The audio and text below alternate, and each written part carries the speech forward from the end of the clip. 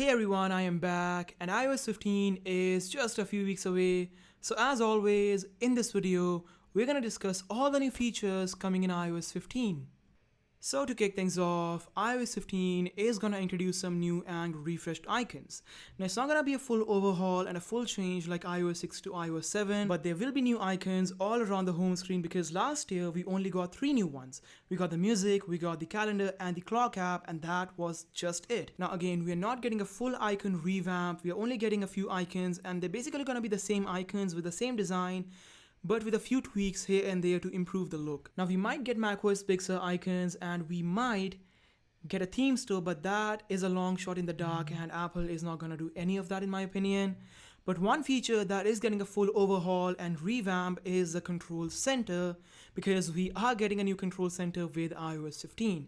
It's going to be a full overhaul because the last time we had one was iOS 11 and this one is going to be more like the macOS Big Sur one. So basically we'll have the option to rearrange it and customize it to the way we like it to be. So you'll have the option to just put them anywhere you want and have more control over your control center. Now iOS 15 is also going to have more UI changes and UI improvements to improve the user experience. So basically it's not going to be a full revamp, it's just going to be a few tweaks here and there to improve the experience of the menu system and the settings. We'll have better navigation around and the cells will look more cleaner and the differences between them will be a lot more cleaner than right now. So all in all, it's going to be a step up from the current user interface. Now notifications are also getting a full change with iOS 15, basically in the way we receive them. So now we'll have new menu systems and new preferences. We can actually have the notification delivered differently when one of the preferences is turned on. So basically, let's say you're sleeping, now the notifications will come silently automatically, and let's say you are exercising, now they will be a little more louder. So you can have all of this customized to your liking, and it's going to improve on the experience of the notifications, but all of this is going to be powered with a new lock screen. So obviously this is just a concept, but we are getting a new one with iOS 15. Now it's not going to be a total revamp like basically everything with iOS 15, but it is going to be improved upon and going to look a lot more cleaner and better than it does right now. Now as much as we love widgets, they are pretty limiting and iOS 15 is gonna solve that. I mean right now if you click on a widget, it's gonna take you to the application instead of doing anything. So with iOS 15, Apple is gonna introduce interactive widgets. We can actually control stuff using the widgets like playing the music, pausing it or writing down a quick note or seeing different details in the weather widget. So all of this is coming with iOS 15. Now iMessage is also going to get a few changes and improvements with iOS 15 because Apple wants to position this as a competitor for WhatsApp and other messaging applications. So Apple will be adding more features to improve upon iMessage because we only got inline replies last year.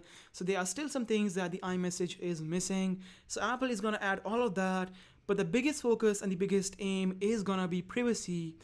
And I'm pretty sure at the stage they will say how secure and privacy focused iMessage is compared to WhatsApp and other messaging applications. So look out for all of these features because they are going to improve the messaging experience with iMessage in iOS 15. So wait for all of this because it's going to be a big step up from right now. Now, iOS 15 is also going to introduce more default application choices. Now, with iOS 14, we got a default music player, a default browser, and a default email client.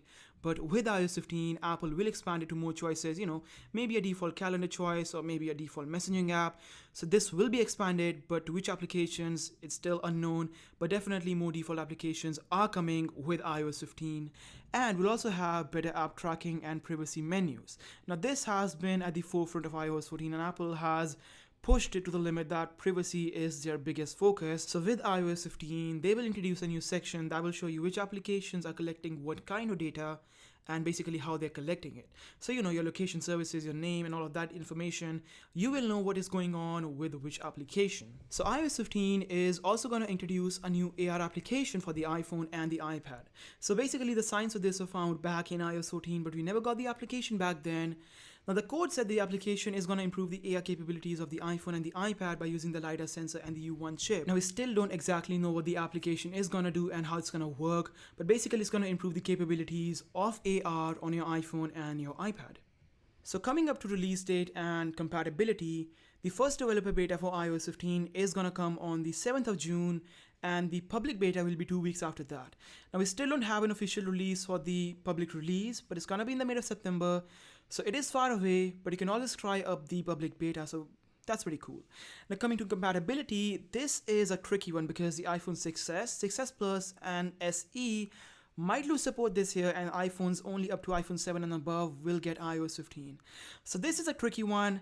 For the most part, it is confirmed that iPhone 7 and only devices above that will get the update, but Apple can still pull a wonder and give iPhone 6s and SE another life with this update. So that is pretty much it. I hope you all enjoyed the video, and if you did, give it a big thumbs up, and you can also check out my iOS 15 wishlist video. So I will link that down below the like button. But as always, stay tuned and please like, comment, and subscribe. Peace.